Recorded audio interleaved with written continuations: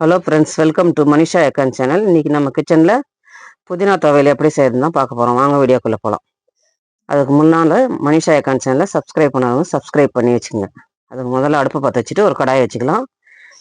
ஒரு 2 ஸ்பூனு எண்ணெயை சேர்த்துக்கலாம். அதில் எண்ணெய் சூடாக இருந்தோம். ஒரு 3 ஸ்பூனு உளுத்தம்பருப்பு எடுத்து வச்சுருக்கேன். அதையும் அதில் சேர்த்து நல்லா வறுத்து எடுத்துக்கலாம்.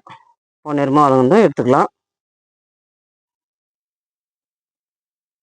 எடுத்து வச்சுட்டு ஒரு 6 பச்சை மிளகா கட் பண்ணி வச்சுருக்கேன். அதை அதில் சேர்த்து நல்லா வதக்கி விட்டுக்கலாம்.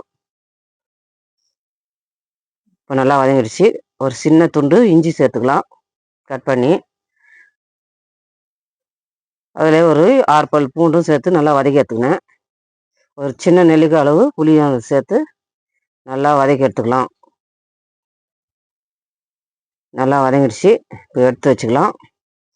அதிலேயே புதினாவை நல்லா கிள்ளி வச்சு கழுவி வச்சு எடுத்து வச்சுக்கிறேன். அதையும் அதில் சேர்த்து நல்லா வதக்கி விட்டுக்கலாம். நல்லா புதினா எண்ணெயிலே வதங்கட்டும். நல்லா வதங்கிடுச்சு. அதையும் எடுத்து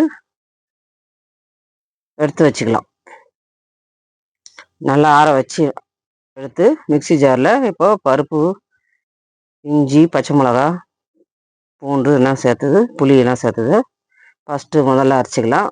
கொஞ்சம் உப்பு சேர்த்துக்கலாம். அதிலே நம்ம சேர்த்து அரைச்சி எடுத்துக்கின்னு புதினாவை அப்புறம் சேர்த்து நல்லா அரைச்சி எடுத்துக்கலாம். இப்போ நல்லா அரைச்சி எடுத்துக்கிட்டோம்.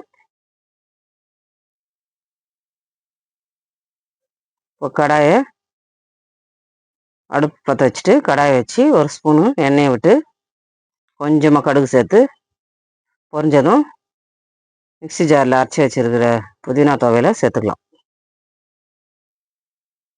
அடுப்பு லோ ஃப்ளேம்லேயே வச்சு 1 நிமிஷத்துக்கு வதக்கி விட்டுக்கலாம்.